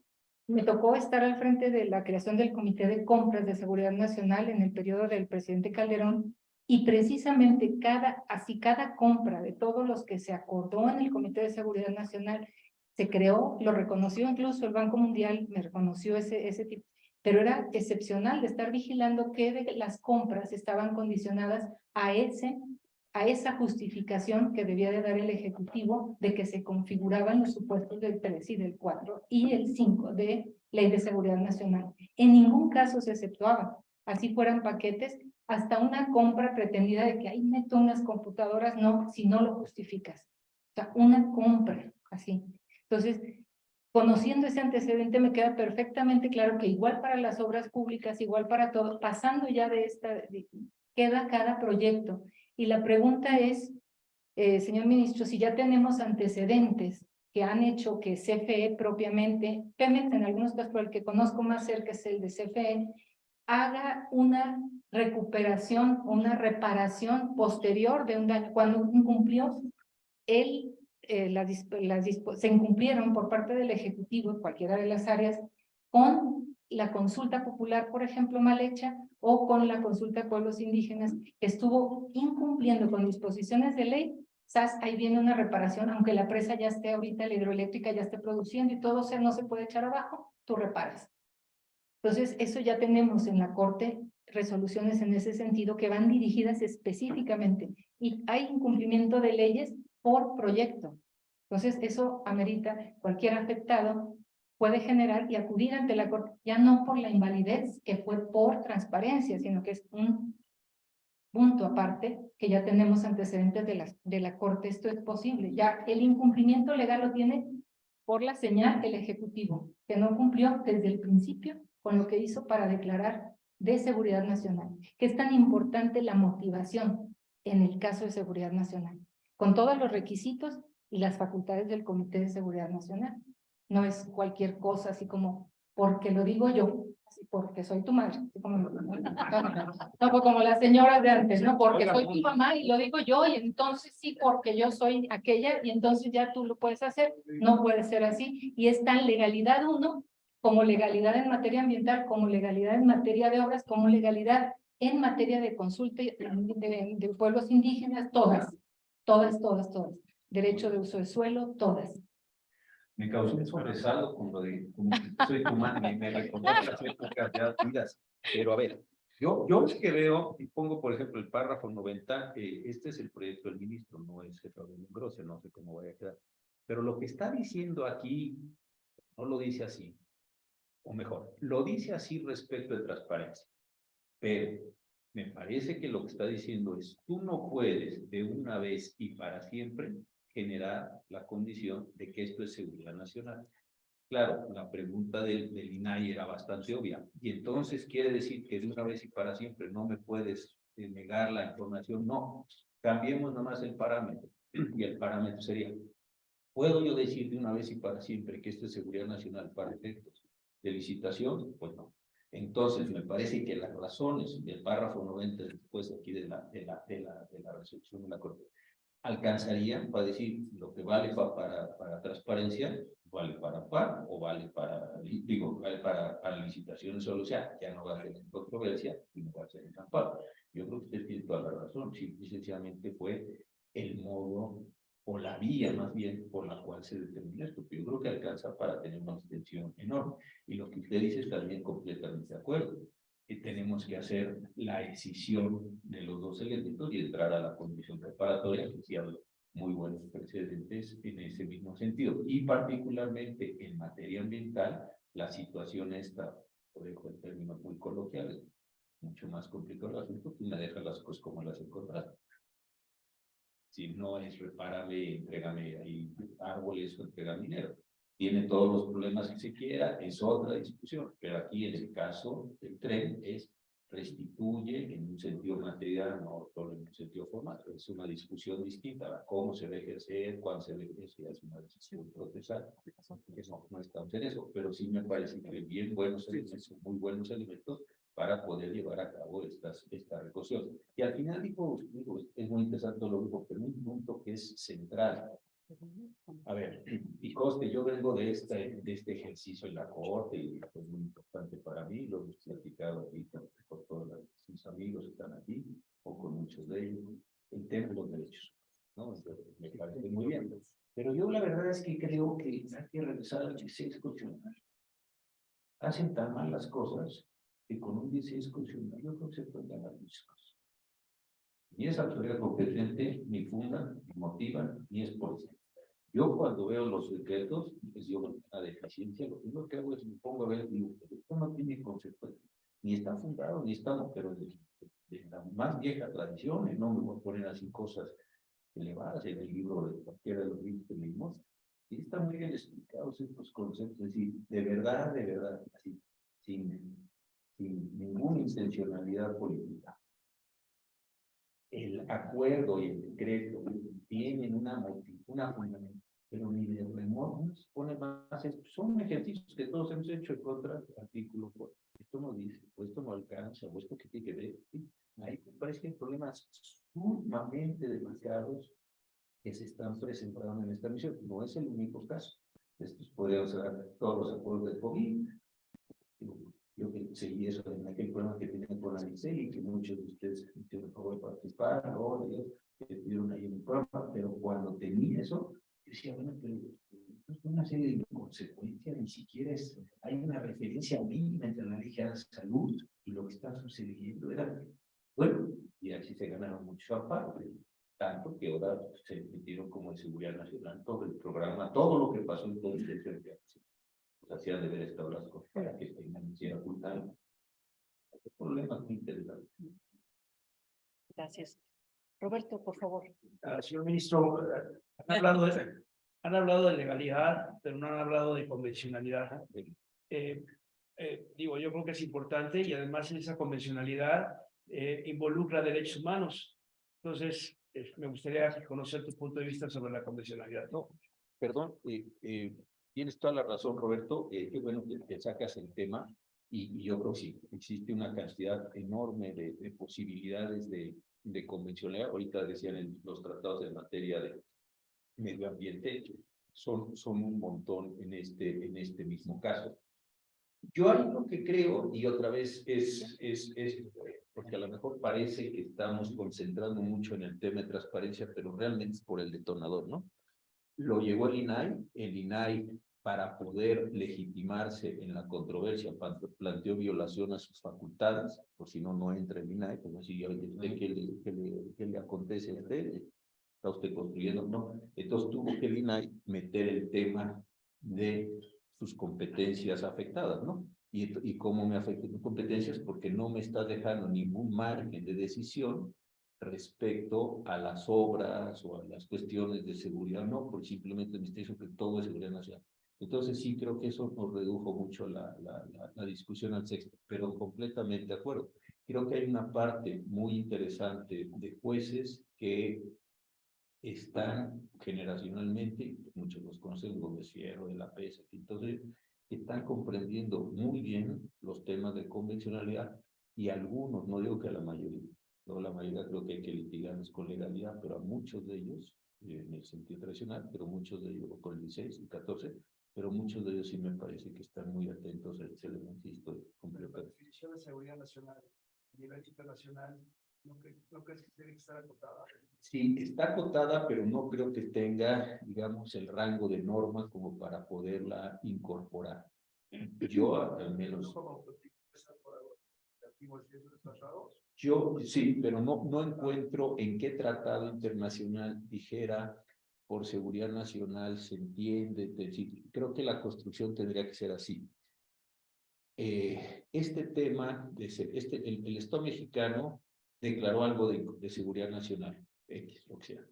Y tendría yo que decir, eso de declaración viola mi derecho, no sé qué, de la convención, el tratado X. Entonces, mi derecho a tal o cual cosa, etcétera. Entonces, tendrías que construirla de una manera como indirecta, en este caso. Ahora, lo que yo decía es, y de verdad que da pena decirlo, pero es tan mala la construcción normativa en este periodo, mira que ha habido otros, pero este sí se distingue, y entonces yo digo, ¿y para qué le echo uno, perdón, tanta crema a los tacos y con un 16 constitucional les tiras todo el asunto? Con todo, dicho, como dicen por ahí, con todo respeto, porque si no, oye, ¿qué dice el tratado? Pues no, nomás ve el reglamento interior, y con el reglamento interior le alcanza, y porque son realmente una forma, y ven estos dos decretos, pienso yo, a ver, al presidente son obras para él importantísimas, ¿no? Dije, ¿qué vamos a hacer? ¿No? El tren, y un decreto tan malo, diciendo, ¿y por qué no lo consultó? ¿Por qué no se dieron un tiempo? No sé si es ignorancia, es arrogancia, es desprecio, es la sucesión de que tienen controlado los tribunales. No sé la motivación, o las cuatro, todas las anteriores, todas las anteriores. No sé cuál sea, pero con independencia de eso, la verdad es que es decir, oiga, pues échele ganitas, así como dices tú, Roberto, por cierto, échele ganitas, sí, échele ganitas, y sí se podría hacer otra cosa un poco mejor. Ahora, en otros casos, pues sí, hay estos parámetros. Yo dije, si me pusieran algo de seguridad nacional que me afectara un derecho humano, fuente convencional, coincido contigo, jalo el derecho y digo, esa declaración o esa interpretación o esa aplicación de seguridad nacional afecta mi derecho, no sé qué, y entonces ahí sí completo. Pero cuando Adolfo empujó, imagino que tenía las bases para ver resultados, ¿no? Sí, sí. Entonces, digo, no sé qué empujó, y no soy experto en seguridad nacional, pues el señor estaba en la ONU Sí. y lo obligaban a tener un tema de seguridad nacional, me imagino que tenía que cumplir con un tratado y por eso le dijo al señor presidente, oiga, haga esto, ¿no? Digo, no conozco, pero... No, a ver, no, es muy buena. Yo de lo que tengo entendido fue una discusión inclusive muy álgida, porque primero sobre el concepto y dónde debía quedar radicado, ¿no? Si en gobernación, donde estaba Santiago Krill, o con él que estaba en un consejo de seguridad, que estaba él creando. Yo creo que él sí tenía una muy buena intuición de que teníamos seguridad pública, seguridad interior, pero no teníamos seguridad nacional, y sí era un concepto central.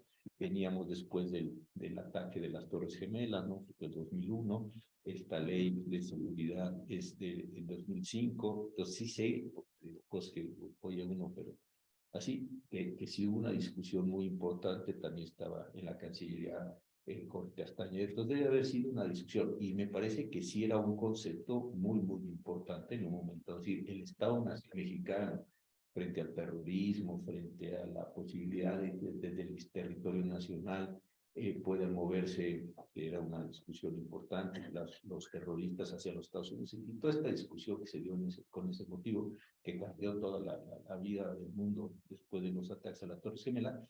Yo creo que sí hacía falta el concepto de seguridad nacional. Lo que yo he observado es que el concepto sí se ha ido como ampliando. No empezó el concepto de seguridad nacional, esto hay que decirlo, con López Obrador. Este recurso de revisión que planteó el consejero jurídico, nos lo hicieron valer, yo estaba de ministro, votamos 10-1, yo fui el 1, porque no quisieron dar a conocer, aquí está Gabino Laura, ¿se acuerdan? Las bitácoras de vuelo del presidente Peña Nieto. Entonces dijeron, queremos conocerlas, no se puede. ¿Por qué? Porque es de seguridad nacional. Oiga, pero son vuelos pasados, ¿no? Nadie va a tirar el avión en el vuelo pasado, ¿no? Entonces era una cosa muy extraña. Entonces quedó 10-1, yo no creo que el concepto de seguridad nacional estuviera afectado las bitácoras de vuelo. No veo por qué, insisto, porque estaban viendo bitácoras pasadas, ¿no? Oiga, ¿cuál es el próximo vuelo? Bueno, si la agenda, me puede dar la agenda del presidente, pues sí, está muy bien, pero me puede decir qué hizo el presidente en los últimos años, pues sí. Ahí empezó con esta cosa, y cuando se reformó el artículo 6º, la Consejería Jurídica del presidente Peña sí metió este recurso extraordinario, lo dejó en manos de la Consejería Jurídica, ese es un tema. Y el otro que me parece bien interesante es que se empezó a usar más el concepto, y donde creo que de verdad ha hecho así como una inserción entre dos líneas, es el concepto de seguridad nacional y las Fuerzas Armadas. Yo creo que eso sí es lo que ha distorsionado completamente la realidad por los días. Ahí sí creo que hay un problema gravísimo. Y la impresión que yo tengo, a ver si coinciden, es para los que están aquí en las comisiones, es esta. Lo que va a acabar sucediendo, o es altamente predecible aquí, otra vez con Rafa, en términos históricos, es lo siguiente, que la administración pública ordinaria cada vez se va a recargar más en las excepciones de la seguridad pública militar. O dicho de otra forma, si no se encuentra un equilibrio, un freno a esto, históricamente es muy probable que este presidente y los que le sigan echen cada vez más mano de las Fuerzas Armadas, porque es un mecanismo para obviar la totalidad de las reglas jurídicas, si no de todas y de muchas. Sí. Gracias, José Ramón, una pregunta, y muchas gracias por tu exhaustiva explicación, pero ya adelantabas alguna preocupación que veías en la mirada de nuestro querido Carlos Matute, y que yo comparto, porque me parece que creo que nos gustaría a todos que nos lo clarificaras de mejor manera. A lo mejor yo no lo capté, pero hablando del segundo decreto y de la resolución 6.5 de la Corte, tú dices, hay la posibilidad de optar por la repetición del acto reclamado, lo cual yo creo que encajaría perfectamente, pero tú dices, no, lo que correspondería jurídicamente sería un nuevo amparo. ¿Nos podías explicar de mejor manera este aspecto? Mira, tenemos, o todos ustedes lo saben, tiene la Corte la facultad para destituir autoridades, y desde luego se puede utilizar. De hecho, el problema del encino fue una violación de suspensión, y estamos hablando no de violación de suspensión, sino de desacato a sentencia. Yo en el tiempo que estuve, no va a ser, digo, no, nada, sin nada indebido, pero sí, voy a decir lo que quiero decir. Me tocó, yo creo que unas 18 veces participar en destitución de autoridades, y las autoridades, hay que decirlo también, eran muy grandes, ¿no? Entonces eran comisarios ejidales, el jefe de un corralón que se le quemaron ahí todos los coches. Es decir, eran autoridades, tenían su importancia y todo, pero no eran autoridades militares. Entonces, había una especie de administración de la sanción, porque es una sanción durísima la que tienen estos casos. La sanción es, a juicio de la Corte, la única excepción al monopolio de la acción penal. Una vez que la Corte declara que la autoridad no acató, considera entonces la Corte que se ha cometido un delito contra la administración de justicia, 1, y ya se cometió el delito. 2, se le consigna al juez, no para que el juez determine inocencia, sino simplemente para que individualice pena. 3, y separa el cargo y se le inhabilita. Todo eso por decisión de la Corte. Entonces, si llega una consignación de la Corte de un funcionario que no acató, es nada más decirle, son 10 o 20 años de prisión y cuál es el daño, lo que sea, todo el tema de la sentencia. Oiga, no será inocente, no es inocente, la Corte dijo que es culpable. Es decir, es una violencia la medida, la verdad, la Corte la administra con muchísimo cuidado. Hay épocas, digamos, donde hay un ejercicio ejemplificante de decir, cuidado, porque ya se subió así el nivel de incumplimiento, pues claro, toma 2 libritos, baja el nivel. Sí, hay un juego ahí de política judicial muy interesante. Yo nunca he visto que nadie lo modele, lo supera y hay un ejercicio. Yo aquí, francamente, primero déjenme empezar por la condición práctica, no veo a la Corte si se mete en un callejón sin salida, en el sentido de si de verdad el segundo el decreto es repetición. O sea, entonces, ¿quién cometió la repetición? El presidente y todo su gabinete. Entonces, carguemos con todo, con el presidente y todo el gabinete. Así, digo, mira, para que nada, pues no va a pasar. Ahora, técnicamente, dejemos de lado esta consideración puramente práctica. Técnicamente, hay elementos que podrían considerar que sí se dio una repetición, sí se dio. ¿Por qué? Porque está incidiendo sobre las mismas cosas. Así, oiga, pero será así y ahora es así. Y sí, pero es así y así, cabe en esta sala. Entonces, sí creo que hay elementos técnicos de repetición. Que creo que entonces lo que van a hacer los propios actores es promover nuevas controversias. No me queda muy claro, insisto, porque el INAI tiene artículo expreso que se requiere resolución mayoritaria de su comisión o del pleno del instituto y no tiene que. Entonces, ese es un tema. Y 2, ya intentaron algunas acciones, se las desecharon diciendo que sí era posible. Eso fue a jalar. ¿Podrían promover un incidente por repetición? Sí, porque ya una vez iniciado el proceso ya no tiene la legitimidad, de ya está dado, la presidenta lo podría plantear, pero más bien creo que se va a ir por el lado de promover un segundo juicio u otros actores, no sé quiénes promoverán un segundo juicio, porque sea Cristi de los pagos, etcétera. Ahí sí me parece que se va a mover de otra forma. Pero técnicamente sí creo que habría elementos para considerar eso. Y pragmáticamente, de verdad que sí, no veo por qué. ¿Ya no crees que aún a pesar del amparo que se pudiera promover, si el presidente va a salir con un tercer decretazo, ¿no? Si el cuento de nunca acaba, así se la va a llevar? Yo creo que sí. Y yo creo que eso... Lo que pasó ayer por otros 6 años. Parece. Mire, yo lo que he visto, y perdón que me salga un pelito del tema, pero lo que yo estoy viendo es que la elección del ministro no va a ser una elección ordinaria, va a ser un plebiscito. ¿Qué quiero decir con esto? Que si nos fijamos, todo lo que el presidente ha estado perdiendo lo está llevando a la elección del ministro. Primero, perdió la Guardia Nacional, ya dijo, perdió la adscripción de la Guardia Nacional a la defensa y dijo, no se preocupen, el 1 de septiembre presenta una iniciativa. Segundo, los ministros están, bueno, no se preocupen, el 1 de septiembre presenta una iniciativa para que los elija popular. Sí, creo que todo lo que vaya presentándose como una contingencia política lo va a ir llevando a la suya. Y yo creo que la discusión, no electoralmente, no la boleta solamente, sino la discusión fondo, la discusión material, la discusión simbólica es, ¿quieres que siga la cuarta transformación? Sí, dame las 2/3 partes del Congreso. Me parece que es la discusión de todo lo demás, me parece que es irrelevante. Si es A o es B o es... porque eso también a mí me interesa. Me da las 2/3 partes y todo lo que perdí o todo lo que creo que no se pudo, eso te lo voy a poner en la boleta, simbólicamente, y tú marcarás. Y ese creo que es el verdadero problema. Y ahí sí creo que es donde se van a presentar muchas de estas cosas que se le pudieran ayudar. Gracias. Muchas gracias.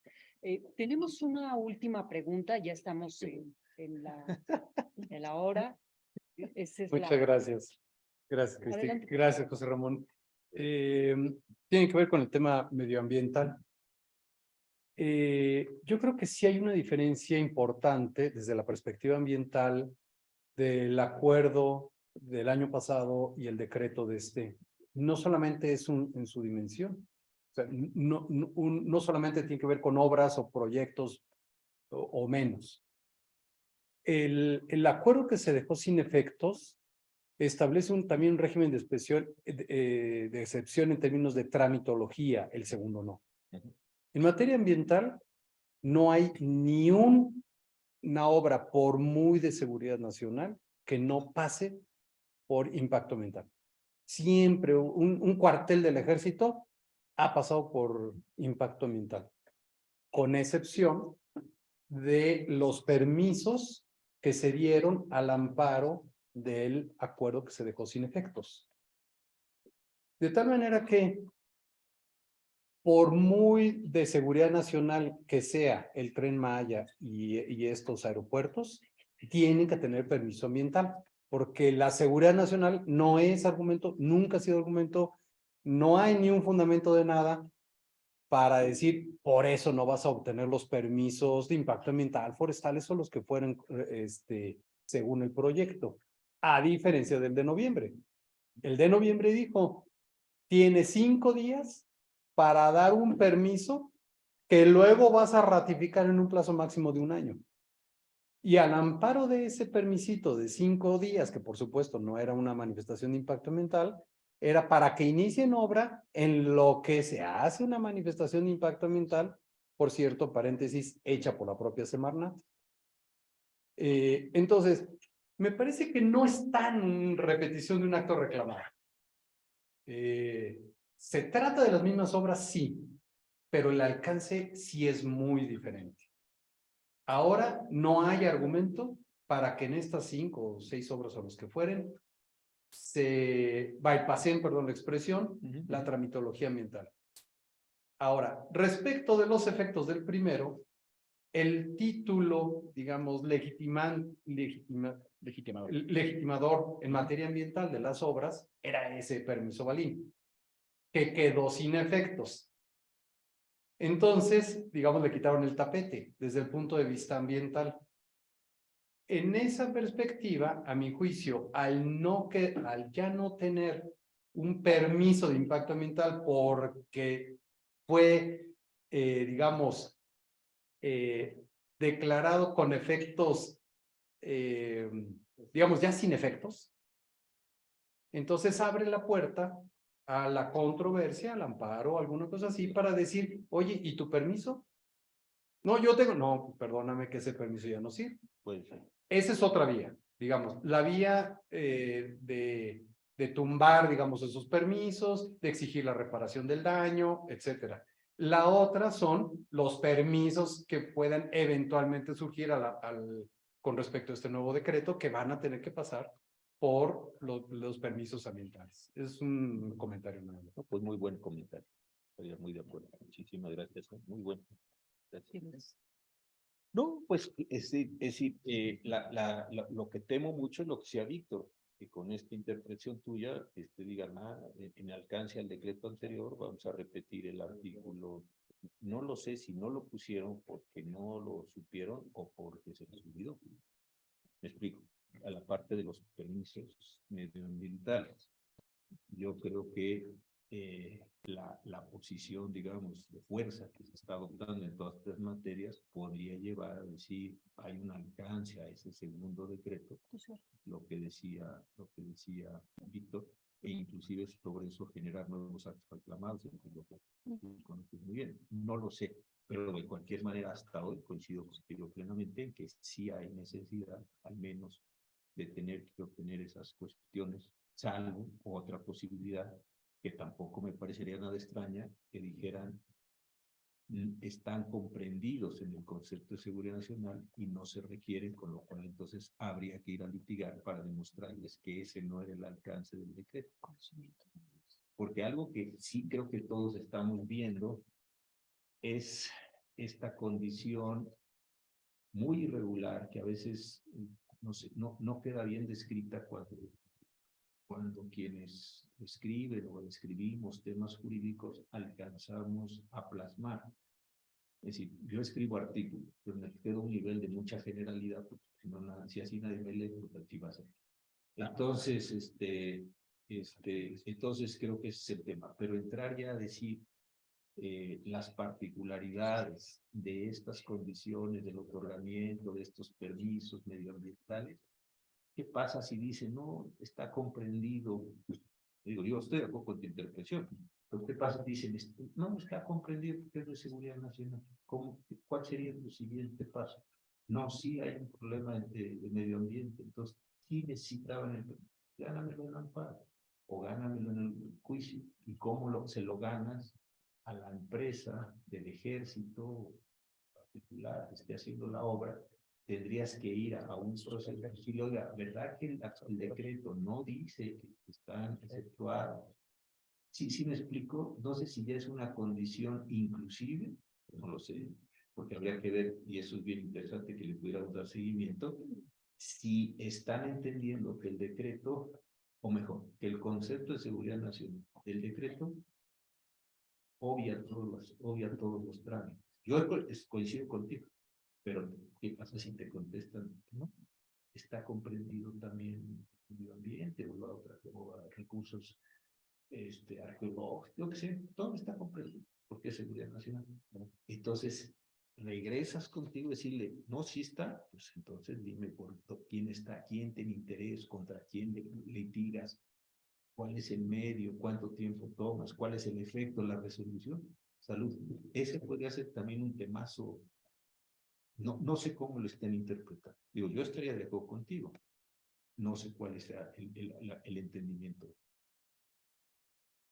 ¿Sí me explico? Ese es el tema. Muchas gracias, José Ramón. Y antes de terminar, quisiera que nos pusiéramos de pie para entregar un reconocimiento que va directo a la colección ya amplísima que tiene José Ramón. Dice así: la Barra Mexicana Colegio de Abogados otorga el presente reconocimiento a José Ramón Cosío Díaz por su participación en la sesión conjunta de las comisiones de Derecho Administrativo, de Obras, Adquisiciones y Servicios, Anticorrupción, Medio Ambiente y Sostenibilidad y Jóvenes Abogados, como ponente con el tema Seguridad Nacional e Interés Público en Proyectos y Obras del Estado Mexicano, Alcances y Efectos. Ciudad de México, 5 de junio del 2023. Firma su servidor Víctor Olea Peláez, presidente. Muchas gracias.